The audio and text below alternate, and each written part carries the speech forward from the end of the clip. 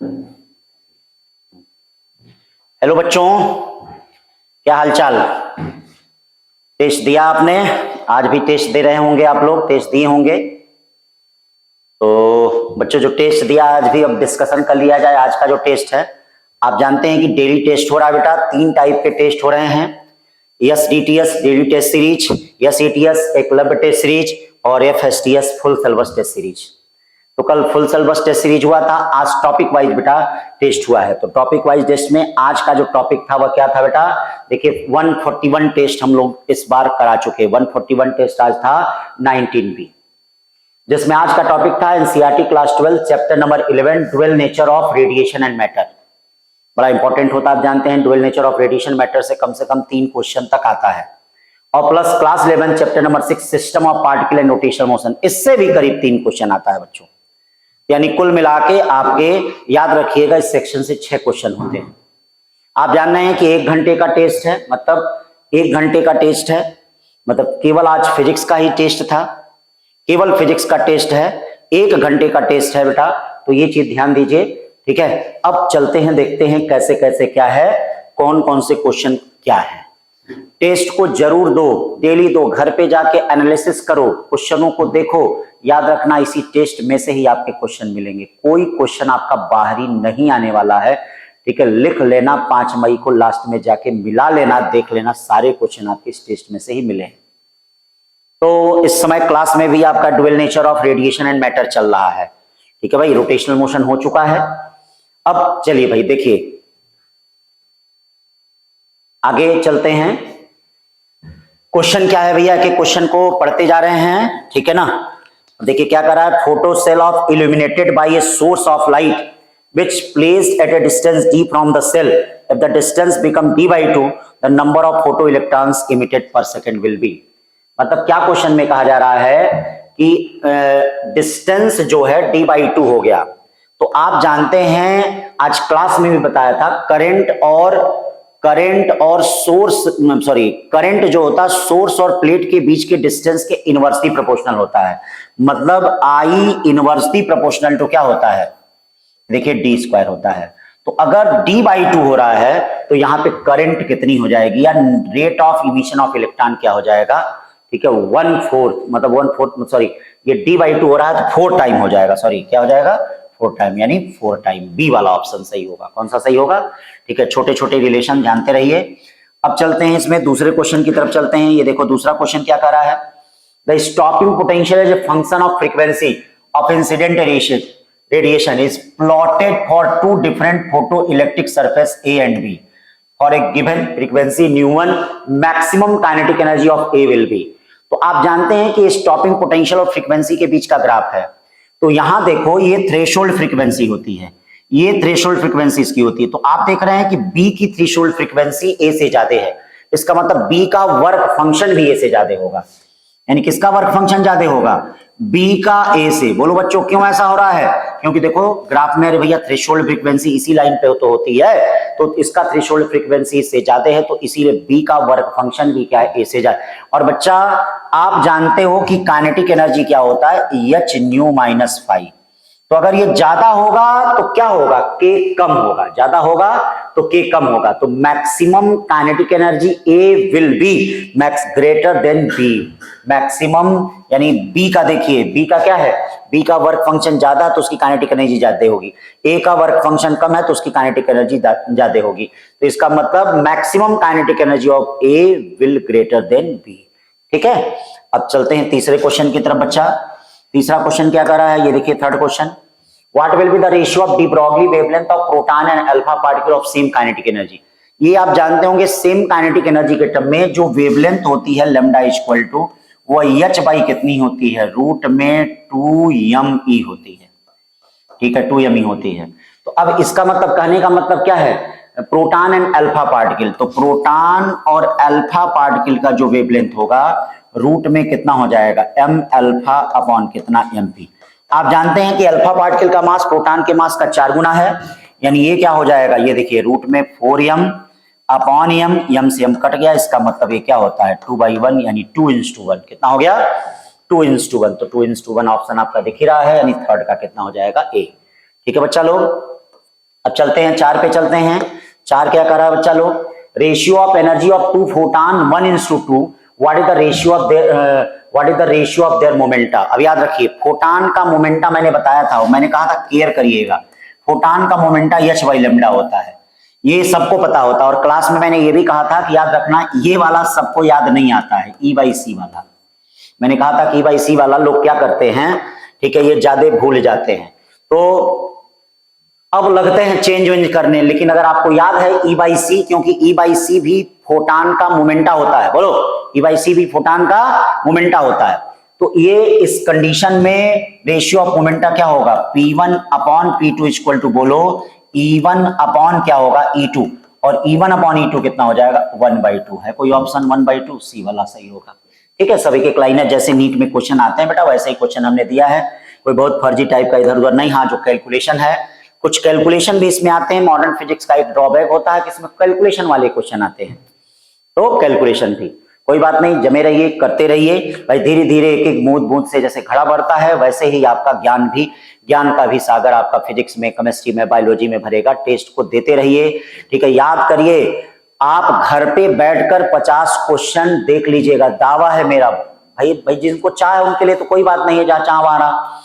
लेकिन जो बच्चे मीडियम हैं, जो बच्चे क्या अपने आप में नहीं कर पा रहे, घर पे बैठ के आप 50 क्वेश्चन एक दिन में नहीं सॉल्व कर पाएंगे। लेकिन हमारे गाइडेंस में, हमारे सिस्टम के गाइडेंस में, हमारे लोगों के बीच में आप क्या कर सकते हैं, गुरुकुल पाठशाला के गाइडेंस में 1 घंटे में आप 50 क्वेश्चन कर सकते हैं, कोशिश कर सकते हैं। जितना भी लगे, धीरे धीरे आदत बन जाएगा। तो पहले 20 लगेगा, 30 होगा, 40 होगा, 45 होगा एक दिन, और एक दिन सिलेक्शन होगा, ठीक है ना। फिर देखिए, work function of metallic sphere is 5 electron volt, the threshold frequency. एकदम आसान क्वेश्चन, जैसे नीट में आते हैं, आप जानते ही हैं कि वर्क फंक्शन जो होता है वह क्या होता है, h न्यू नॉट होता है। तो threshold frequency nu not equal to क्या हो जाएगा, 5 अपॉन कितना, h।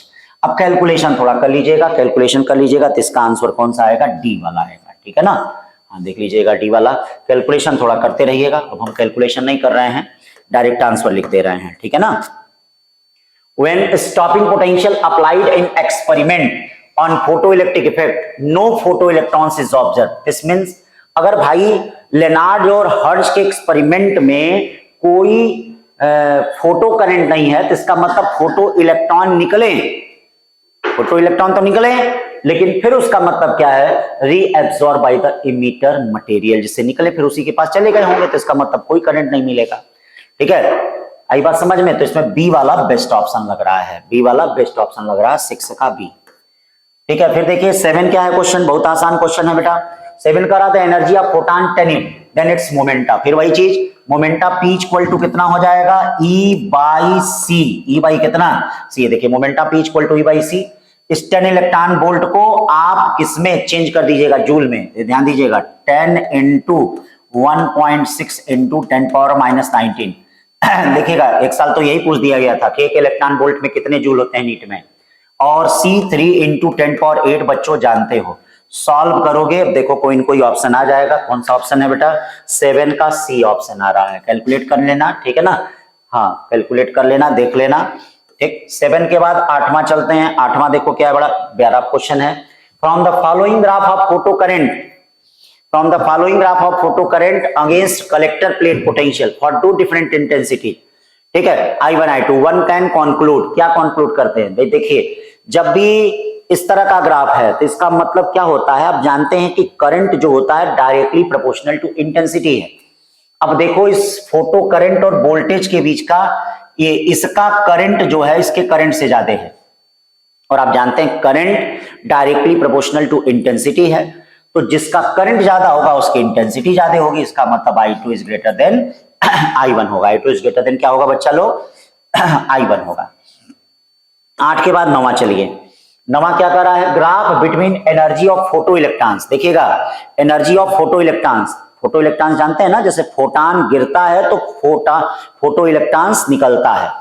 And wavelength of incident, तो ये देखिए क्या होता है, आइंस्टीन का इक्वेशन क्या होता है, E equal to h nu minus work function, या E equal to h c upon lambda minus work function.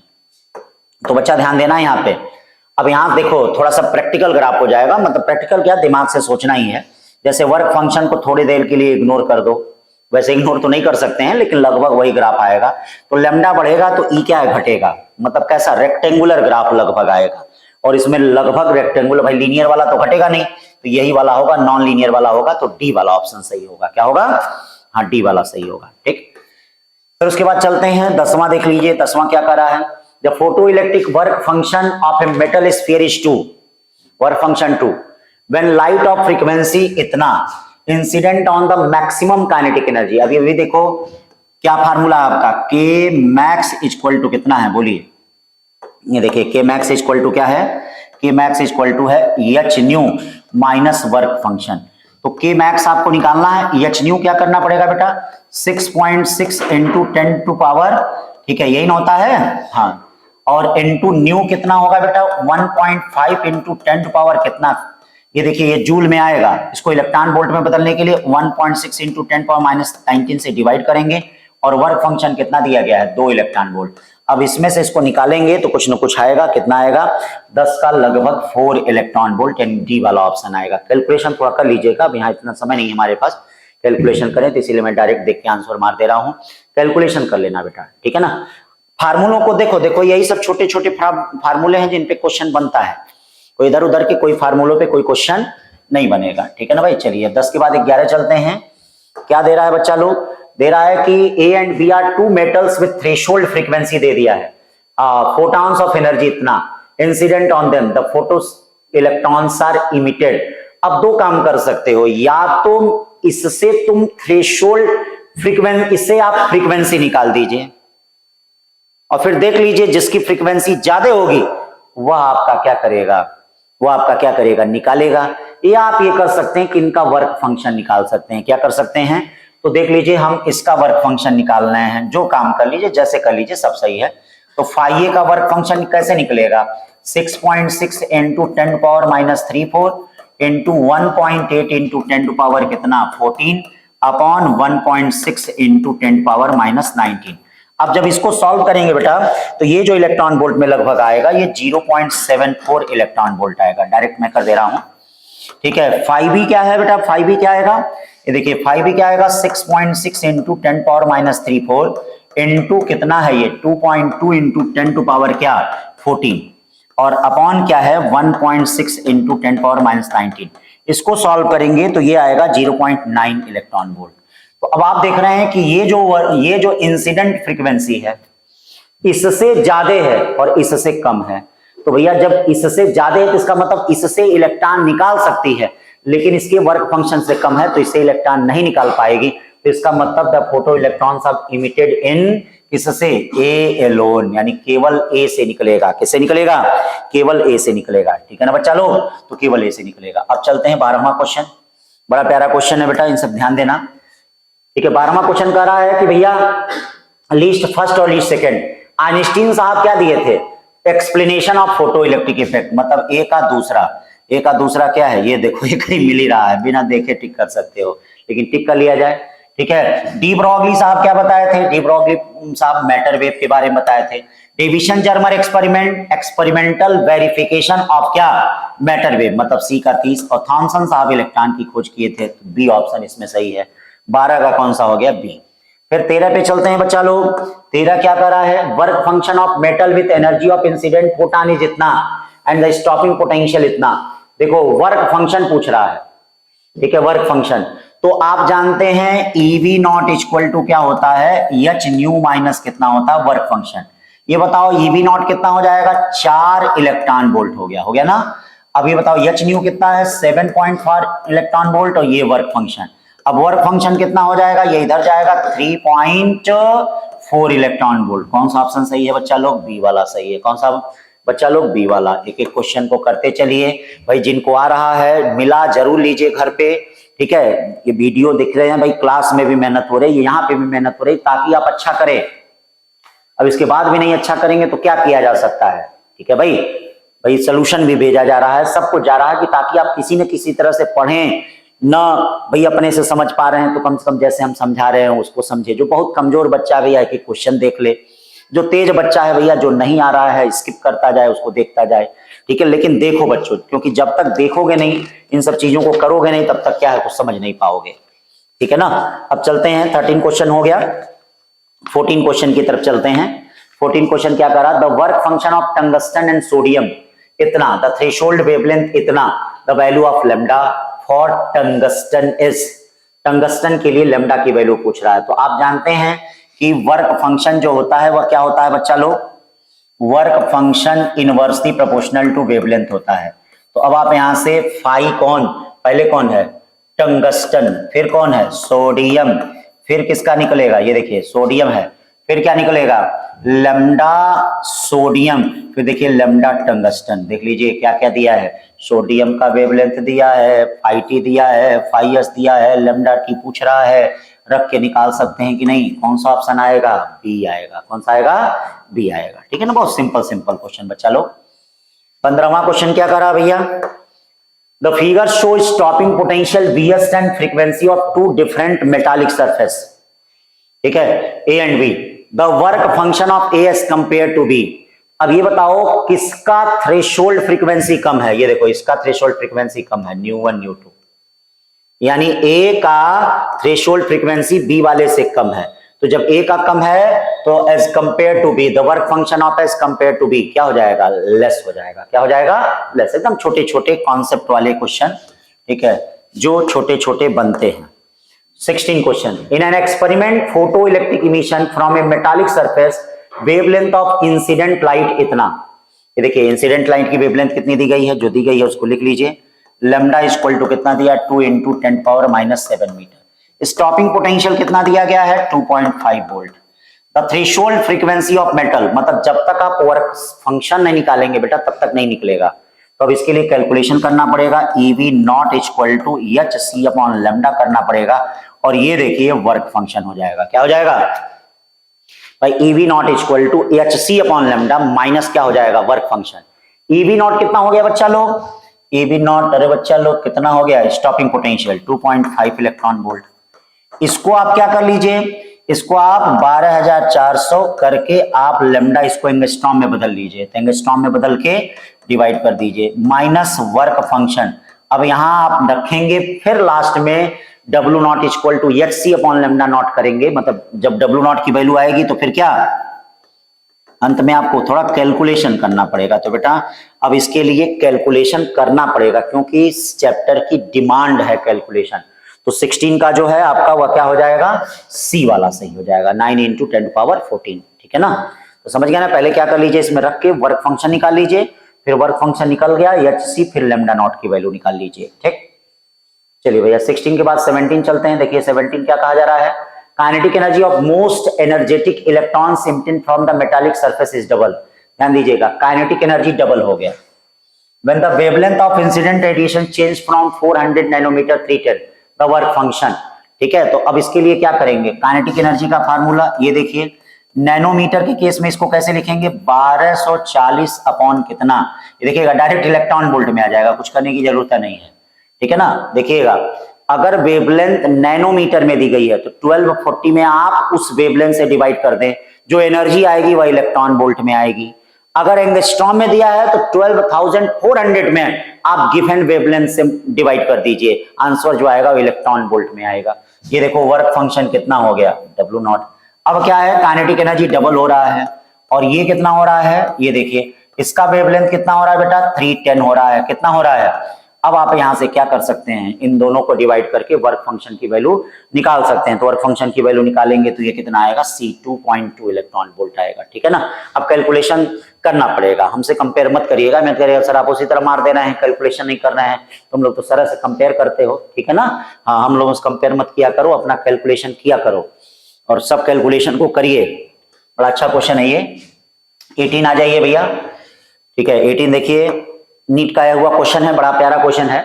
Light of frequency 1.5 times, ये देखिए light of frequency 1.5 times, light of frequency 1.5 times the threshold frequencies incident on photo sensitive material if the frequency is half and intensity is double. तो अब ये देखो, ठीक है, frequency को अगर आप जैसे मान लो थ्रेशोल्ड फ्रीक्वेंसी कितनी है, न्यू नॉट, इंसिडेंट फ्रीक्वेंसी कितनी है? इंसिडेंट फ्रीक्वेंसी पहले केस में है 1.5 new not.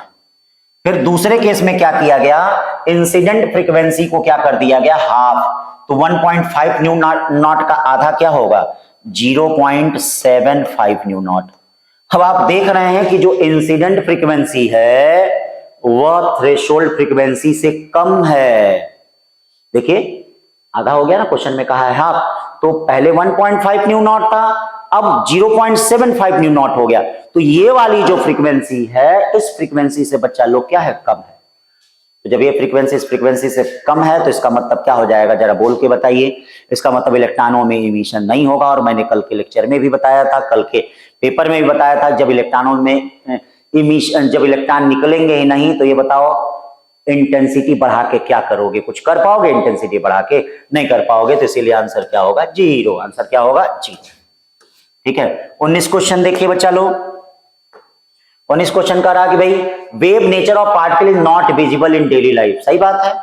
Wave nature of particle कहां से दिख पाएंगे? अरे बहुत छोटे होते हैं, माइक्रोस्कोपिक पार्टिकल। आज के लेक्चर में लिखवाया 10⁻⁻10 मीटर। कौन सी आंख है जी 10⁻⁻10 मीटर दिखेगी? ठीक है। तो सही कह रहा है कि wave nature of particle is not visible in daily life. भाई डेली लाइफ में हम वेव नेचर पार्टिकल को नहीं देख सकते। अभी नहीं सोचो, घर प्रैक्टिकल करके देख लो, तुम लोग नहीं देख पाओगे। ठीक है। In daily life mass of particle is very high. सही बात है। डेली लाइफ में जो मास इधर उधर चाहे धूल के पार्टिकल होते हैं, चाहे कुछ भी होता है, वो सब क्या होते हैं? Very high. तो ये बताओ जब वेरी हाई हो जाएंगे तो उस कंडीशन में क्या है? D Broglie wavelength is very small. तो ये मास ज्यादा, तो ये क्या बहुत ही कम हो जाता है। तो अब यहाँ ए भी सही है, आर भी सही है। ठीक है। R is the correct explanation of A भी सही है। तो 19 का कौन सा हो जाएगा? डी हो जाएगा। फिर 20 चलते हैं बेटा। 20 क्या कह रहा है? 20 कह रहा है कि which of the following graph I और वोल्टेज के बीच का। तो अब देखिए ये तो प्रैक्टिकल ग्राफ है।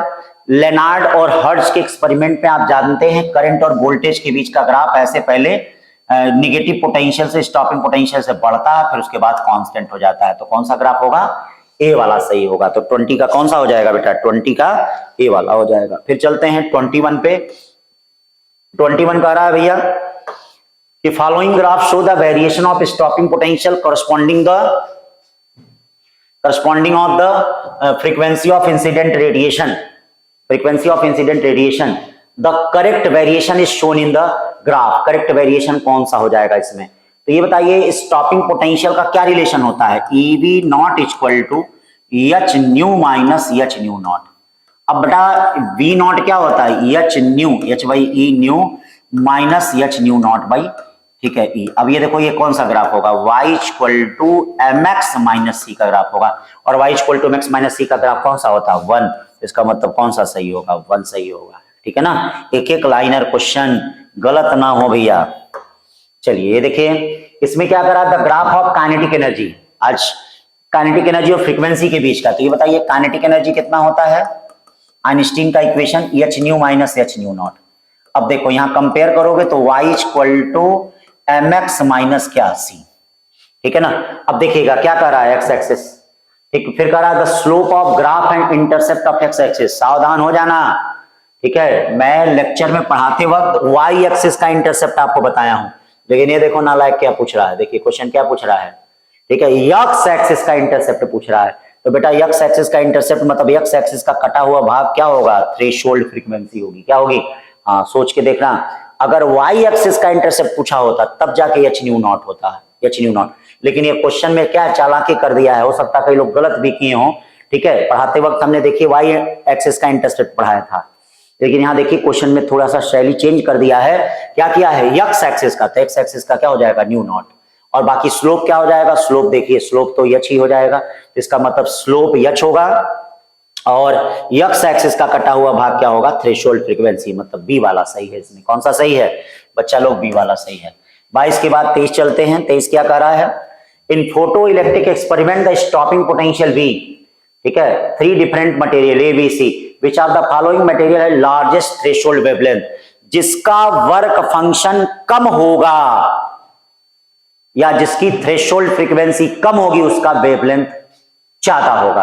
तो बताओ वर्क फंक्शन किसका कम है? अरे का ए का, भाई यही ना न्यू नॉट होता है, तो वर्क फंक्शन ए का कम है, तो वर्क फंक्शन अगर ए का कम है तो इसका मतलब क्या है, ठीक है, वर्क फंक्शन अगर ए का कम है तो उसकी वेवलेंथ सबसे ज्यादा होगी। तो इसमें कौन सा ऑप्शन हो जाएगा, 23 का ए वाला हो जाएगा। 23 का कौन सा हो जाएगा बच्चा लोग, हाँ ए वाला हो जाएगा, 23 का ए।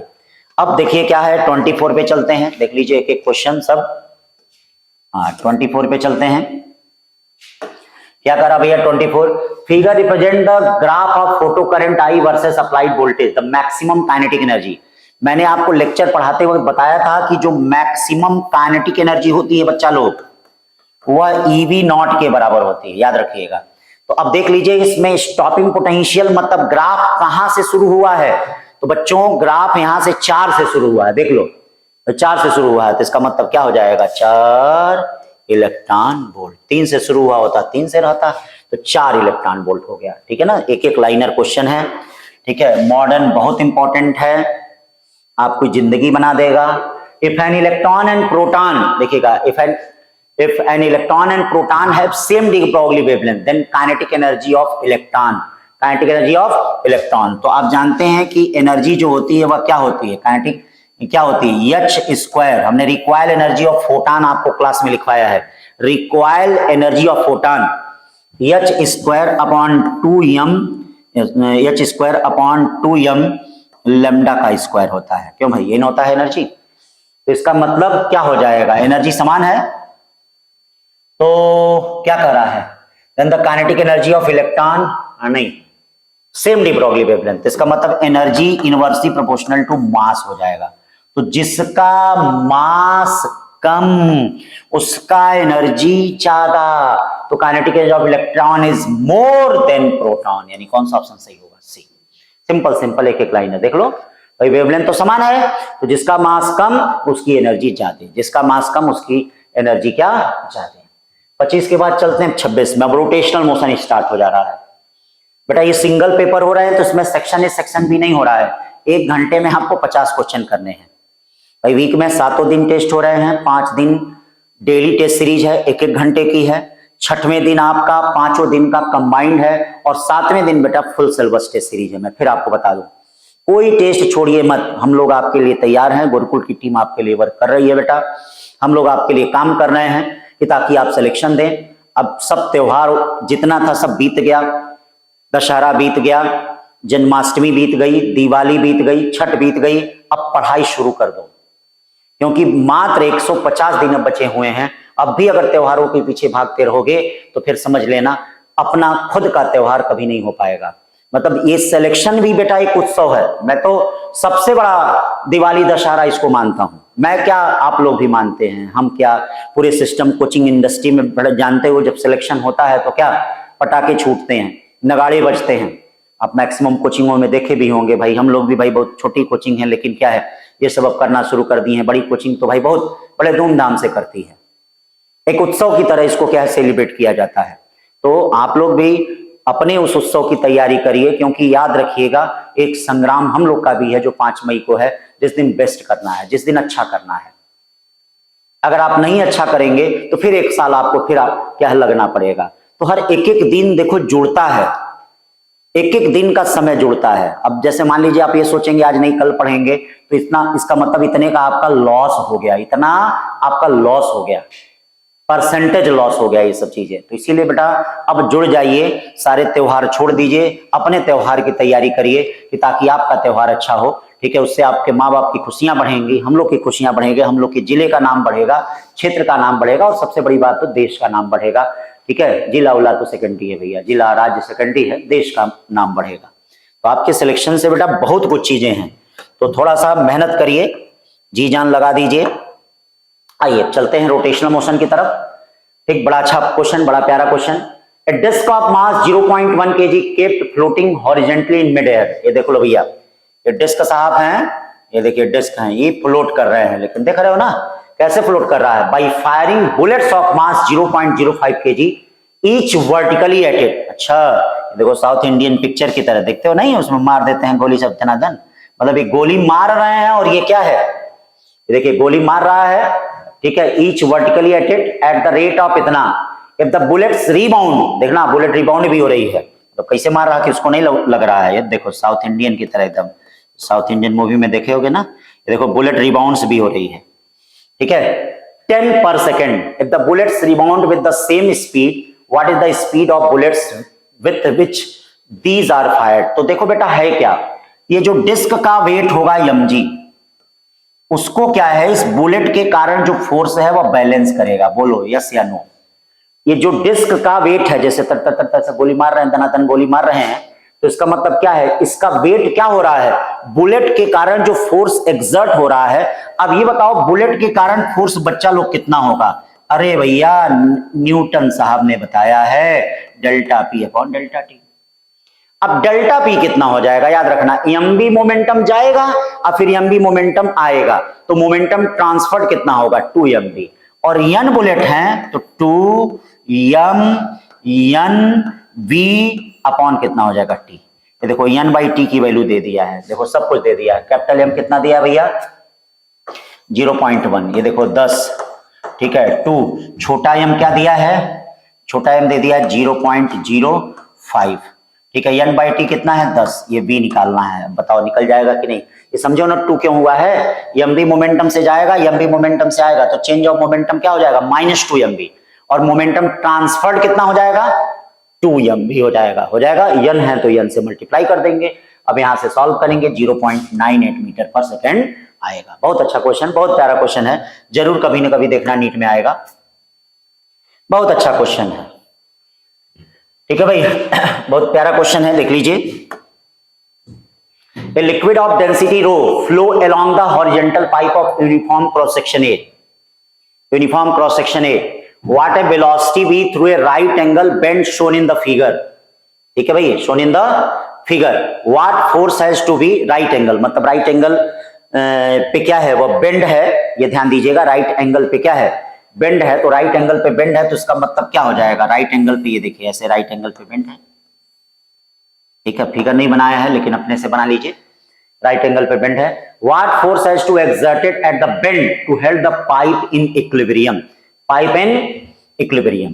तो अब देख लो, अगर v वेलोसिटी से पानी इधर जा रहा है तो v वेलोसिटी से इधर आएगा, ठीक है। इसका मतलब पानी का चेंज ऑफ वेलोसिटी कितना हो जाएगा, ये देखिए पानी का चेंज ऑफ वेलोसिटी क्या हो जाएगा v√2। क्यों भैया, ये बताइए, v वेलोसिटी से इधर जा रहा है, दोनों के बीच का एंगल अगर 90 डिग्री है तो चेंज ऑफ वेलोसिटी पानी का कितना हो जाएगा, v√2 हो जाएगा। अब क्वेश्चन में कहा कितना फोर्स एक्सर्ट करेगा, ये बताइए। अगर पानी इससे निकल रहा है तो पानी का मास चेंज हो रहा है, तो आपको पता होगा v dash dm by dt। v dash कितना है बच्चा लोग, v√2। dm मास जो चेंज हो रहा है, मास क्या होता है, वॉल्यूम इंटू डेंसिटी। वॉल्यूम क्या होता है, area into length into density upon कितना डेल्टा टी। ये बताइए delta L upon delta T को आप क्या कहते हैं, v, तो एफ इक्वल टू कितना हो जाएगा √2 a रो v का square.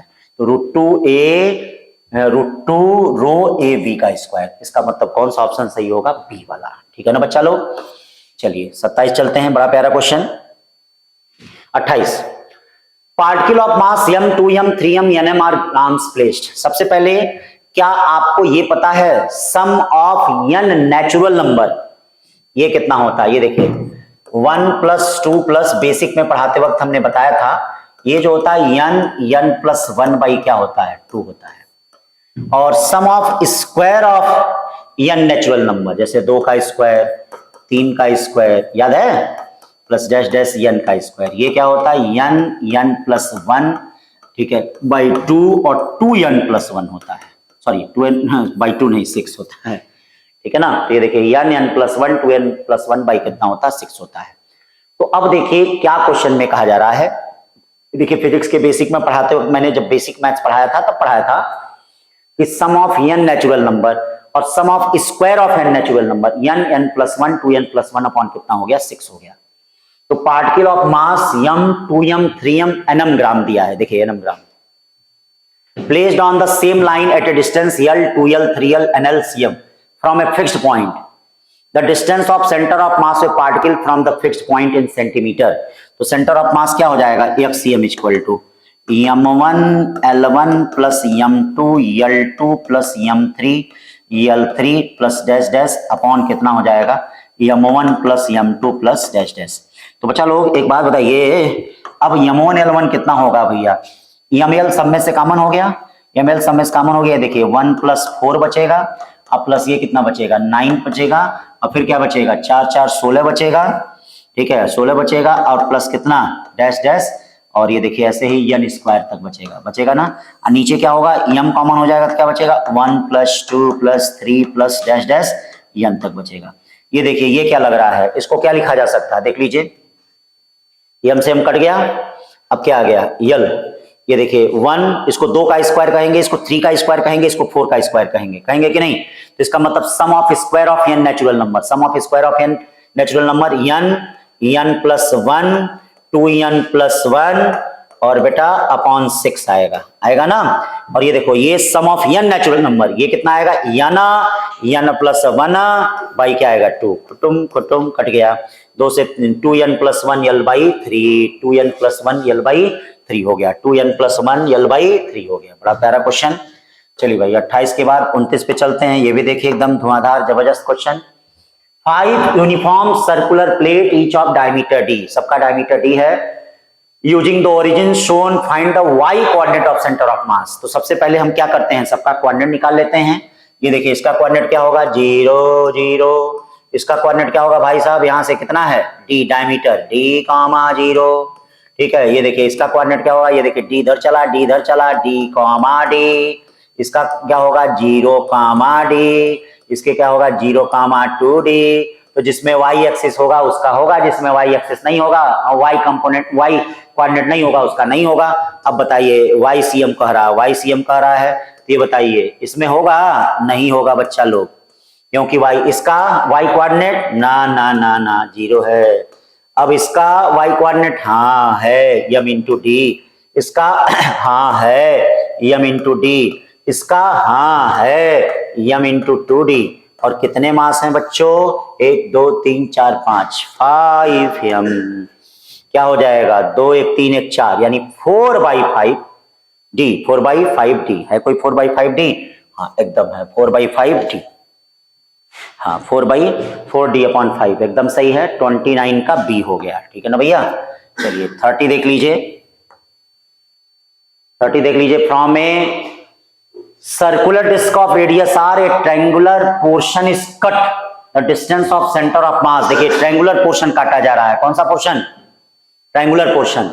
the distance of center of mass of remainder from the center of disk is, center of disk से करा कितना होगा, ठीक है भैया। चलिए इसके लिए हमने आपको बताया है, ठीक है, क्लास में भी बताया था कि अगर कुछ पार्ट काट के निकाल लिए जाएं तो रिमेनिंग पार्ट का moment of inertia, sorry remaining part का सेंटर ऑफ मास कैसे निकालेंगे। तो पहले पूरे पार्ट का देख लीजिए, पूरे पार्ट का, इसके लिए क्या हमने कहा था XCM = क्या करना, ठीक है XCM = कुछ मत करना, क्या करना है XCM = हमने कहा था इसके लिए M1 देख लीजिए XCM है कि YCM आ रहा है, कौन सी चीज आ रही है।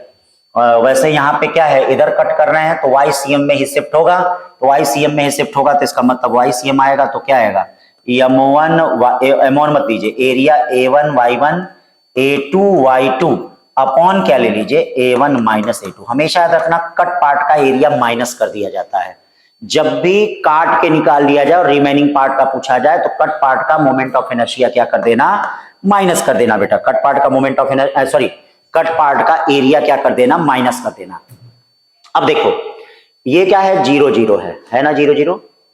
तो पहले पार्ट का एरिया कितना होगा, पहले डिस्क है तो डिस्क का क्या होता है πr², और इसका देखो सेंटर ऑफ मास कितना हो गया 0 हो गया, माइनस कट पार्ट का एरिया कितना हो गया, ट्रायंगल है, ट्रायंगल का एरिया कितना हो गया, ये देखो A2 = हाफ, बेस कितना दिया, ये देखिए बेस दिया है 2r, हाइट कितना दिया है ये देख लीजिए, हाइट भी r होगी, जैसे ये r तो ये कितना होगा, ये भी r, बेस इंटू हाइट यानी 2r इंटू r, ये देखिए एरिया हो जाएगा 2 2 कट गया, ये क्या हो जाएगा r², तो r², ठीक है। इसका ट्रायंगल का क्या होगा भैया, कहां सेंटर ऑफ मास होगा r/3 पे होगा, मतलब इसके सेंटर ऑफ मास का कोऑर्डिनेट कितना होगा, यहां से कितने डिस्टेंस पे होगा, ट्रायंगल है ना, तो ट्रायंगल का इक्विलैटरल ट्रायंगल होता तब तो r/4 पे होता है, h/4 पे होता है, लेकिन इक्विलैटरल ट्रायंगल है नहीं, ठीक है। तो ये कहां पे होगा r/3 पे होगा, तो ये देख लो इसका कोऑर्डिनेट जो हो जाएगा 0, r/3 y में, तो ये देखिए r/3 हो गया,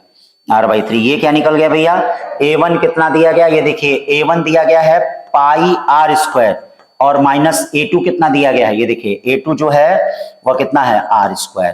तो अब क्या हो जाएगा देख लीजिए, YCM क्या आ रहा है, ठीक, r स्क्वायर कॉमन हो गया, -1 बाई क्या बचा 3 और ये क्या बचा पाई-1। तो कौन सा ऑप्शन है भैया, ये वाला डील कर रहा है, ठीक है ना। तो इस तरह से निकाल लीजिए। अब चलते हैं 31 क्वेश्चन पे, देख लो बच्चा 31 क्वेश्चन पे क्या कह रहा है, ठीक है 31 क्वेश्चन कह रहा है find the magnitude of acceleration of centre of mass of two blocks as shown in the figure, neglect friction. याद रखना सेंटर ऑफ मास आपको ACM बताना है, ठीक है। तो सेंटर ऑफ मास का एक्सीलरेशन क्या होगा, ACM m1 a1 वेक्टर में अब प्लस m2 a2 अपॉन कितना हो जाएगा बच्चा लोग, m1 प्लस m2 हो जाएगा। अब देखिए यहां पे आप देख लीजिए इनके एक्सीलरेशन क्या है, एक दूसरे से परपेंडिकुलर है। देखिए इनके बीच का एंगल कितना है 90 डिग्री। तो जब 90 डिग्री और दोनों का एक्सीलरेशन समान होगा, कॉमन एक्सीलरेशन, तो यहां क्या बनेगा ma√2 अपॉन 2m और ये देखिए m से m कट गया, यानी a बाई क्या होगा √2। अब हमको NLM से a निकालना पड़ेगा। तो आप जानते हैं कि NLM से a निकालने के लिए क्या करेंगे, a इक्वल टू आपको पता होगा m, ठीक है, साइन 53 डिग्री माइनस ये इधर की तरफ आ रहा है minus m sine 37 degree upon कितना हो गया 2m और क्या हो जाएगा g। ये भैया ये फार्मूला शॉर्टकट याद रखे रहिएगा, चाहे इंक्लाइंड प्लेन में चाहे कहीं भी।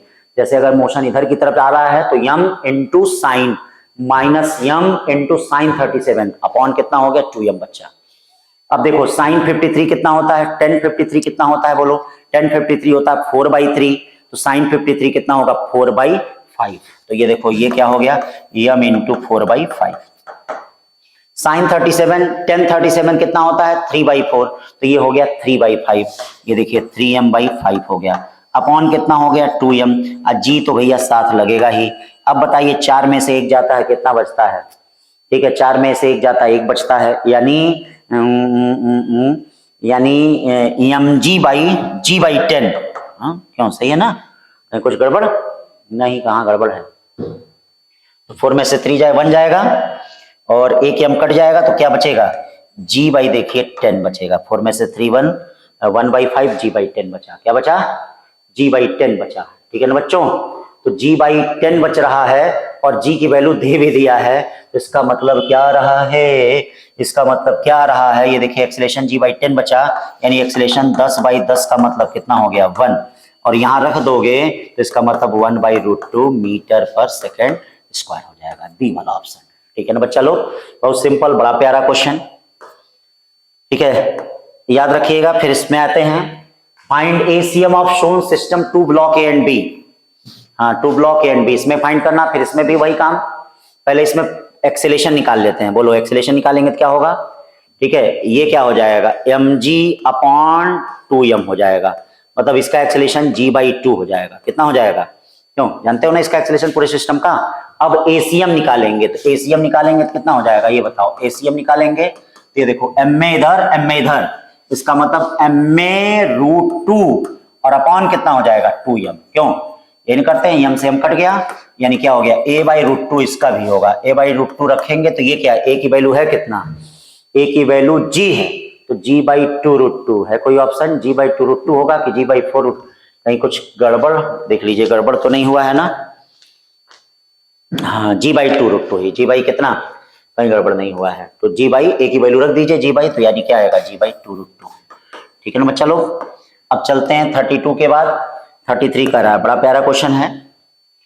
एक कार्ट है यम है tied to one end of massless rope of length 10 metre, ठीक है ना। कार्ट है, कोई भी ये गाड़ी वाड़ी है, ये देखिए एक रस्सी 10 मीटर की बधी है, इस पे भाई साहब ये हैं, कोई भी हैं, ये देख लीजिए ये रस्सी से बधी हुई है। हैंड्स ऑफ हिम, दोनों का मास यम है भैया, इनका भी मास यम है, इनका भी मास यम है। तो कह रहा है कि इसको खींचा खींची कर रहे हैं भैया, मतलब man and the cart will meet, मतलब अगर इसको खींच रहे हैं भाई साहब तो कहां पे मिलेगा। भाई आप जानते हैं कि अगर खींचेंगे तो ये भी खिंचाएंगे, क्यों भाई? पोजीशन ऑफ सेंटर, अगर एक्सटर्नल फोर्स सिस्टम पे 0 है तो position of centre of mass of system constant होगा। तो मिलेंगे भैया कहां? जहां इनका सेंटर ऑफ मास लाई करेगा। और ये बताइए अगर दोनों का मास समान है तो सेंटर ऑफ मास कहां लाई करेगा? बीचों बीच लाई करेगा। तो बोलो कौन सा आंसर होगा? 10 का आधा क्या हो जाएगा? 5 मीटर पे मिलेंगे। कहां मिलेंगे? 5 मीटर पे। ठीक है, फिर 33 के बाद 34 देखिए क्या कह रहा भैया। 34 कह रहा है 2 blocks of mass 10 kg 6 kg are connected by a spring and placed on frictionless horizontal surface.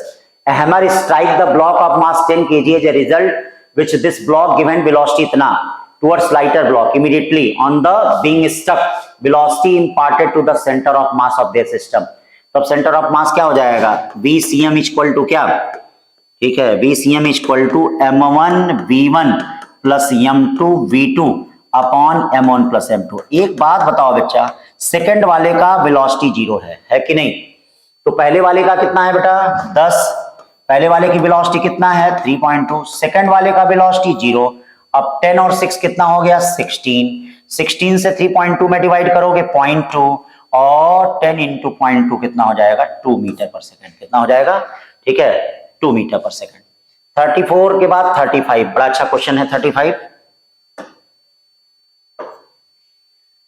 400 kg है, देखिएगा 400 kg boat is 6 metre long, मतलब 400 kg बोट जो है वह 6 मीटर लॉन्ग है। चलिए भैया ये देखिए, पहले बोट हम बनावत हैं। आइए भैया तनी बना लें बोट। हाँ ये देखिए यहाँ पे एक भाई साहब एकदम ये देखिए हाँ बैठे हुए हैं, 6 मीटर एकदम है। ये देखिए इसका सेंटर ऑफ मास है 80 kg के हैं। अब एक सिरे से दूसरे सिरे तक जा रहे हैं, तो बताओ भैया अगर एक सिरे से आदमी दूसरे सिरे तक जाएगा तो जानते ही हो ना कि जब हम चलेंगे तो भैया हम एक्शन करेंगे तो नाव पे रिएक्शन होगा, तो नाव भी पीछे जाएगी। तो मान लीजिए अब जब भाई साहब यहाँ पहुंचेंगे तो ये नाव देखिए अब कहाँ पहुंच जाएगी। ये देखिए नाव यहाँ पे पहुंच जाएगी। ठीक है, ये देखिए यहाँ पे जब पहुंचेंगे, ठीक है देख रहे हो ना, ये कर हम आ गए तो नाव पीछे गई। तो यही कहा जा रहा है कि कितना नाव पीछे गई। ठीक है, कहा जा रहा है हाँ कितना नाव पीछे गई। तो पहली बात, नाव जो है वह अपोजिट डायरेक्शन में जाएगी, पर्सन के जाएगी कि नहीं? Opposite direction. अब देखिए डी वाला ऑप्शन तो उसी तरह नहीं होगा, क्योंकि कह दिया कि इन the direction of displacement of person ना। अगर आदमी पूरब जाएगा तो भैया नाव पक्का है पीछे जाएगी। तो ये बताओ पूरा डिस्प्लेसमेंट कितना है इसमें? 6 सेंटीमीटर का, मतलब सॉरी 6 मीटर का, 6 मीटर का है। ठीक है, कितने का है? 6 का है। तो मान लेते हैं कि इसमें नाव पीछे गई है, नाव यक्स गई है, तो इसका मतलब आदमी में कितने का डिस्प्लेसमेंट हो गया? 6 माइनस एक्स। इसमें ये अगर पीछे गई है यक्स तो आदमी में कितने का हो गया? 6 माइनस एक्स। तो इसके लिए आप जानते होंगे कि अगर किसी भी सिस्टम पे एक्सटर्नल फोर्स 0 होता है तो हम कौन सा कॉन्सेप्ट यूज करते हैं? M1 x1 equal to M2 x2। पता होगा आपको, क्योंकि याद रखिए आदमी जब गया है तो भैया फ्रिक्शन के कारण गया है, उस पूरे सिस्टम पे एक्सटर्नल फोर्स 0 है ना? तो जब एक्सटर्नल फोर्स 0 है तो M1 x1, M1 x1 का मतलब आदमी का मास। आदमी कितना है भैया? 80 इंटू 6 माइनस एक्स। नाव कितने का है बेटा? नाव कहां हो तुम? नाव कहां हो? हाँ 400 kg। और कितना पीछे गया? यक्स। 320 माइनस 80x और ये देखिए 400x। 400 और ये 80 जुड़ जाएंगे, तो बोलिए 400 और 80 हाँ जुड़ जाएंगे तो कितना हो जाएंगे?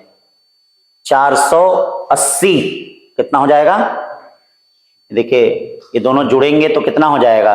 320। बैलेंस आ रहा है, कहाँ गड़बड़ हो गया?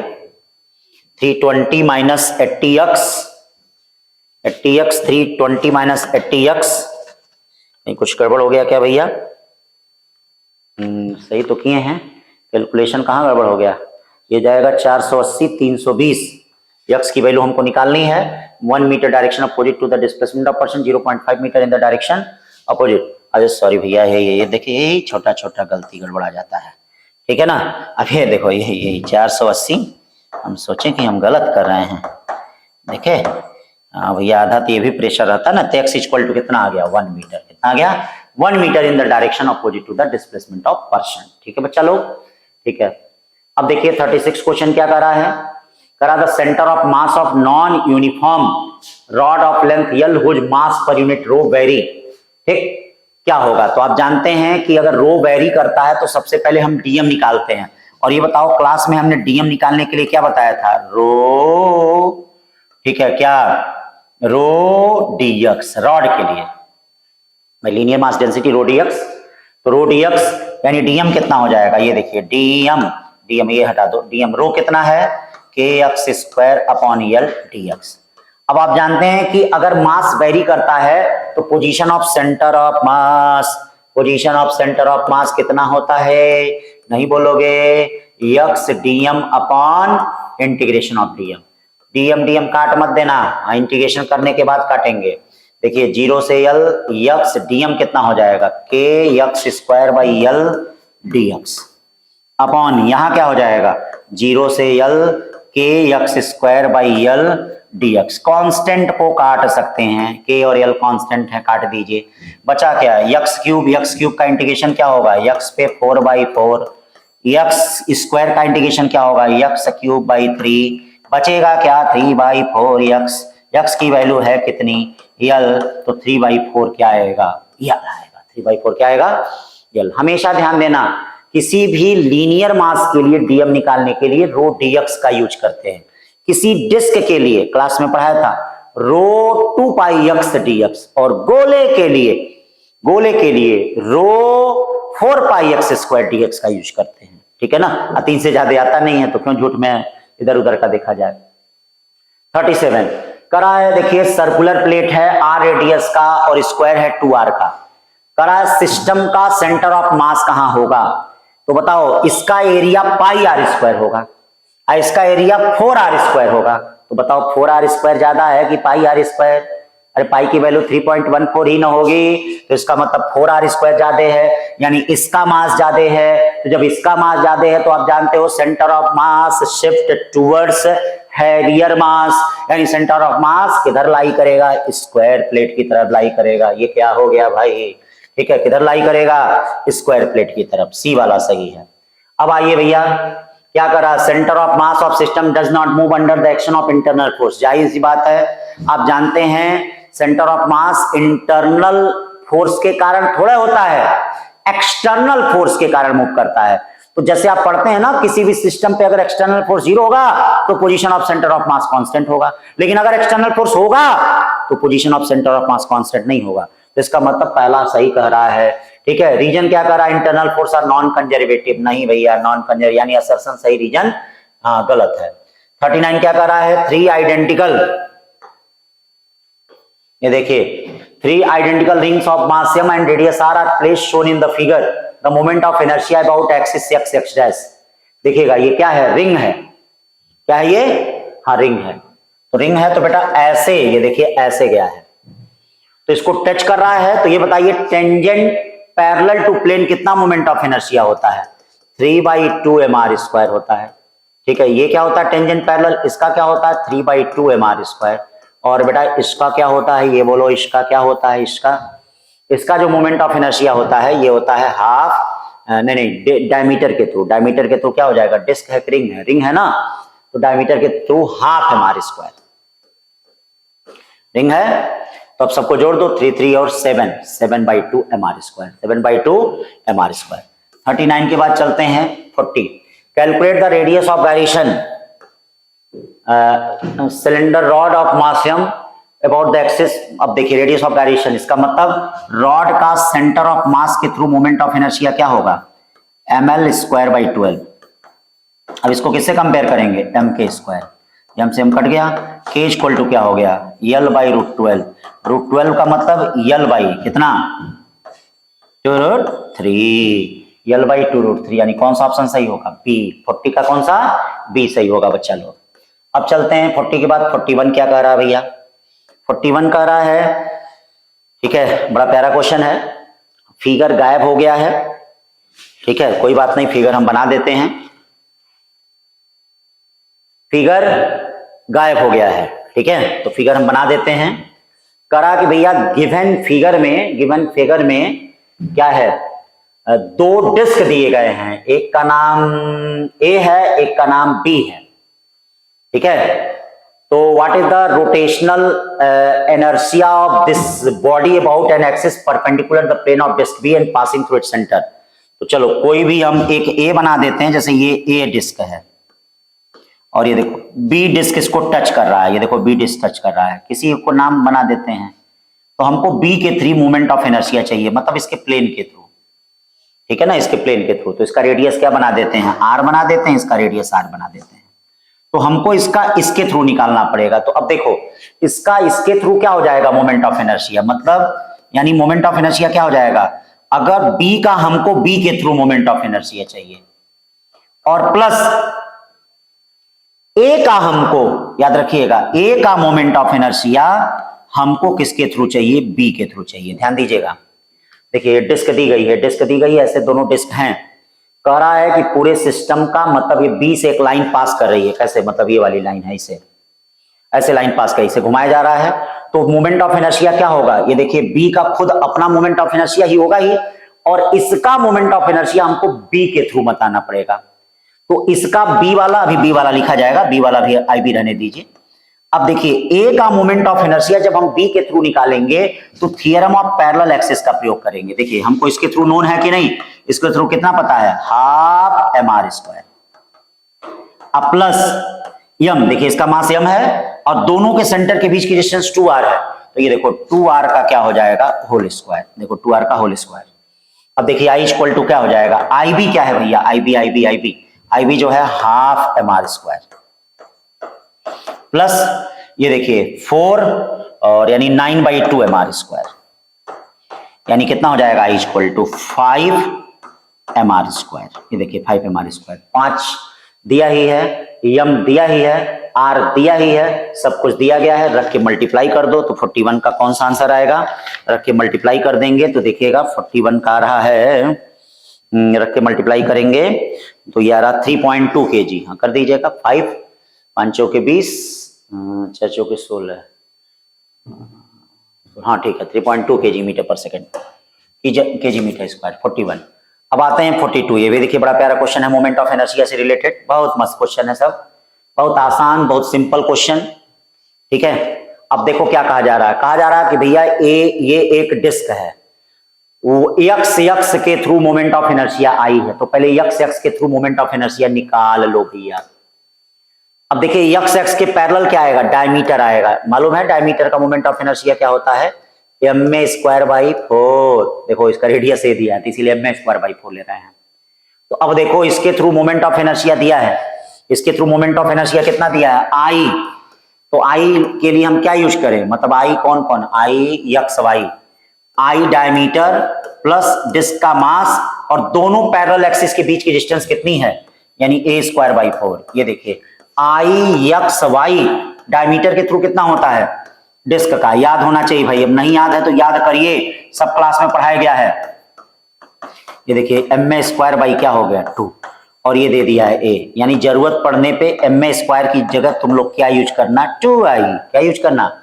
अब देखो मोमेंट ऑफ इनर्शिया कह किसके थ्रू रहा, करा कि o के थ्रू निकालो, किसके थ्रू निकालो, तो बेटा o के थ्रू निकालने के लिए अब देखिए थ्योरम ऑफ पैरेलल एक्सिस का प्रयोग किया जाए। देखिए थ्योरम ऑफ पैरेलल एक्सिस का प्रयोग कैसे करेंगे, ये देखिए हमको इसके थ्रू पता है, बोलिए भैया, सेंटर ऑफ मास के थ्रू पता है ना बेटा, सेंटर ऑफ मास के थ्रू डिस्क का कितना होता है, हाफ एम आर स्क्वायर, और हमको इसके थ्रू निकालना है तो हमको क्या करना पड़ेगा, थ्योरम ऑफ पैरेलल एक्सिस का यूज करना पड़ेगा। ये बताइए इनके बीच की डिस्टेंस कितनी होगी, ये देखो a/2 और ये देखो a/2, तो a/2√2, a/2√2 का मतलब a/√2। अब देखिएगा क्या करना है, हमको O के थ्रू मोमेंट ऑफ इनर्शिया निकालना है, तो हमको सेंटर ऑफ मास के थ्रू पता है और डिस्क का मास m है, और ये देखो a/√2 का हम क्या कर दें, होल स्क्वायर। ये देखिए IO इक्वल टू ICM कितना है, ma²/2, ma²/2, और ये कितना हो गया ma² की वैल्यू कितनी है 2i, तो आंसर कितना आई, 2i। ठीक, 42 के बाद चलते हैं बेटा 43। देखिए बड़ा प्यारा क्वेश्चन है, ये भी क्या कह रहा है बेटा 43 में, देखिएगा बड़ा अच्छा क्वेश्चन है, बहुत अच्छा। 43 में कह रहा है बेटा ये रोल करते हुए जा रहा है और इससे टकरा रहा है, तो बेटा हम कंजर्वेशन ऑफ मोमेंटम का यूज करेंगे। तो जब कंजर्वेशन ऑफ मोमेंटम का यूज करेंगे तो हम ये देखेंगे, क्या देखेंगे कि भैया जब ये रोल करते हुए जा रहा है तो इसकी कंजर्वेशन ऑफ मोमेंटम और टॉर्क का कॉन्सेप्ट हम यूज करेंगे। कंजर्वेशन ऑफ मोमेंटम और किसका? टॉर्क का। कि जब रोल करते हुए जाएगा, कंजर्वेशन ऑफ मोमेंटम समझ रहे हो ना? Conservation of momentum, coefficient of restitution, elastic collision है। तो जब इन सब चीजों का यूज करेंगे, E1 होगा, तो हम ये देखेंगे कि जब ये रोल करते हुए जाके इससे टकराएगा, रोल करते हुए इससे टकराएगा, तो इसका ट्रांसलेटरी मोशन, क्योंकि इस समय देखो ट्रांसलेटरी और रोटेशनल दोनों है, देख लो ट्रांसलेटरी और रोटेशनल, दोनों है। ट्रांसलेटरी और रोटेशनल क्या है? देखिए ट्रांसलेटरी और रोटेशनल दोनों है, देख लीजिएगा। ट्रांसलेटरी और रोटेशनल दोनों है इसमें ट्रांसलेटरी भी है और प्लस रोटेशनल भी है, दोनों है। जब ये इससे टकराएगा तो इसका ट्रांसलेटरी मोशन खत्म हो जाएगा, केवल रोटेशनल मोशन रह जाएगा ए वाले का। आफ्टर टकराने के बाद क्या होगा भैया? टकराने के बाद ए वाले भाई साहब खाली क्या करेंगे? रोटेट करेंगे, कंजर्वेशन ऑफ मोमेंटम और टॉर्क के प्रिंसिपल से। तो जब खाली रोटेट करेंगे तो ये बताइए ए की काइनेटिक एनर्जी क्या हो जाएगी? हाफ आई ओमेगा स्क्वायर अब प्लस काइनेटिक एनर्जी कितनी हो जाएगी? 0। काइनेटिक एनर्जी रहेगी नहीं, तो अब क्या हो जाएगा? हाफ आई कितना है? 2/3 mr स्क्वायर, और ओमेगा कितना हो जाएगा? v स्क्वायर अपॉन कितना? r का स्क्वायर। भाई v नॉट, ठीक है, v नॉट अपॉन क्या? r का स्क्वायर हो जाएगा। फिर ओमेगा को हम करेंगे कि नहीं करेंगे? तो ये r स्क्वायर से r स्क्वायर कट गया, 2 से 2 कट गया, यानी ये क्या हो गया? 1/3 mv नॉट का स्क्वायर हो गया। अब बी वाले का क्या हाल होगा ये देखना। ये वाले में खाली ओमेगा रहेगा। अब बी वाले में जब टकराएगा तो कंजर्वेशन ऑफ मोमेंटम से और टॉर्क के प्रिंसिपल से जो बी वाला होगा, ये बी वाला केवल लीनियर मोशन रखेगा। मतलब बी वाला जो होगा ये केवल क्या रखेगा? Linear motion. मतलब इसमें ओमेगा नहीं होगा। तो जब लीनियर मोशन होगा तो इसका मतलब यहां क्या हो जाएगा? बी वाले में क्या होगा? ये ध्यान दीजिएगा, बी वाले में ये वाला नहीं होगा, बी वाले में कौन? 0 होगा। और प्लस यहां केवल काइनेटिक एनर्जी होगी, मतलब लीनियर के कारण ट्रांसलेटरी। तो जब ट्रांसलेटरी काइनेटिक एनर्जी होती है तो मोमेंट ऑफ इनर्शिया का रोल लेते नहीं है कि मोमेंट ऑफ इनर्शिया लेंगे, नहीं लेंगे। तो अब यहाँ पे केवल क्या होगा? mv square. समझ रहे हो ना बच्चा लोग? तो इसका मतलब कहने का मतलब क्या है कि जब ए वाला बी से टकराएगा तो ए वाला खाली रेशे से रोटेट करेगा अपनी जगह। चाहो तो घर पे बॉल से प्रैक्टिकल कर सकते हो, ये घर पे 2 बॉल लेना, कोई भी बेयरिंग का बॉल लेना, ऐसा प्रैक्टिकल कर लेना। तो जब प्रैक्टिकल करोगे ऐसा एकदम करना है, आज ही करना। हाँ, बॉल बेयरिंग की छोटी छोटी या कंचे टाइप के कोई भी या बॉल और फुटबॉल घर में हो तो इसका प्रैक्टिकल घर पे कर लेना। एक को ऐसा फेंकना, लुढ़कते वक्त फेंकना, तो देखोगे कि क्या हो जाएगा? जो दूसरा वाला रेस्ट पे है वो सीधे जाएगा, वो लुढ़कते हुए नहीं जाएगा। अब पहला वाला जो होगा वह अपनी ही जगह पे क्या करने लगेगा? खुटुक रोटेट करने लगेगा। क्या करने लगेगा? रोटेट करने लगेगा। ऐसा आप देख सकते हैं, घर पे ही प्रैक्टिकल कर सकते हैं।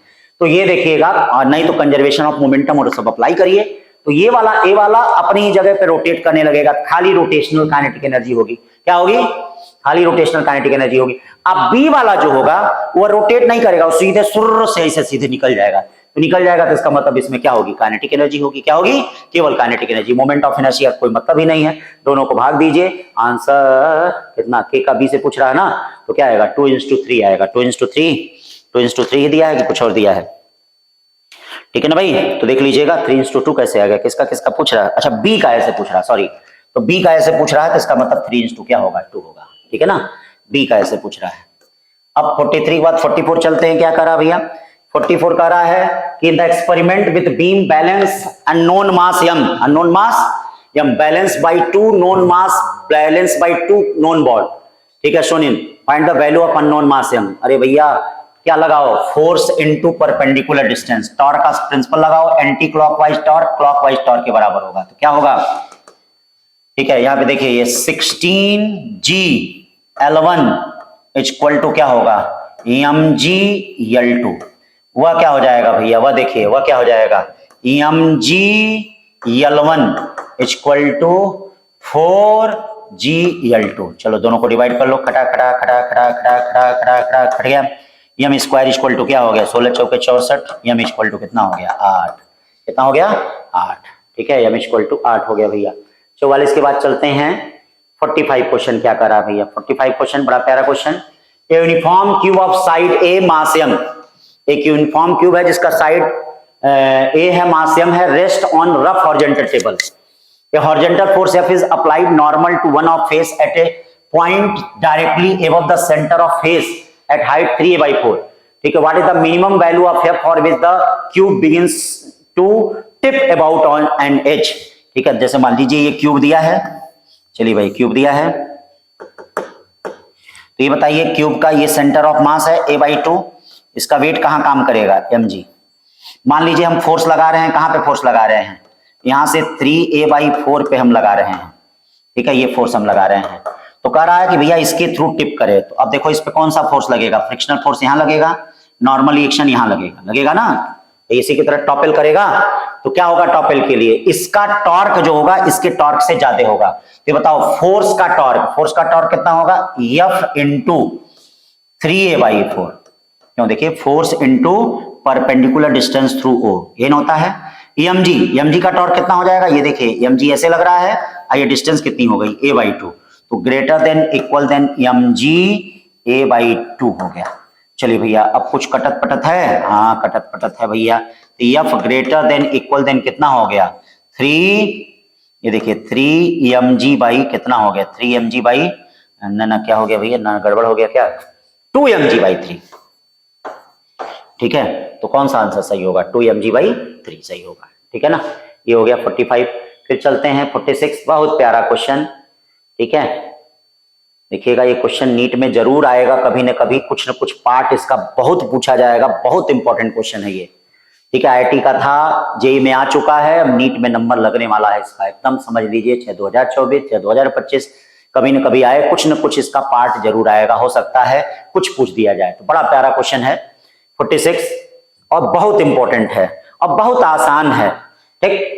पहला क्या कहा जा रहा है कि भैया एक क्वेश्चन को देखना है कि एक रॉड है, कह रहा है कि एक रॉड है, यम मास का ऑब्जेक्ट 2v वेलोसिटी से इससे 2a डिस्टेंस पे टकरा रहा है, रॉड का मास 8m है, 2m मास v वेलोसिटी से रॉड से टकरा रहा है, तो कह रहा है कि भैया पूरे सिस्टम का एंगुलर वेलोसिटी, पूरे सिस्टम की एनर्जी और वेलोसिटी ऑफ सेंटर ऑफ मास बता दें, क्या बता दें।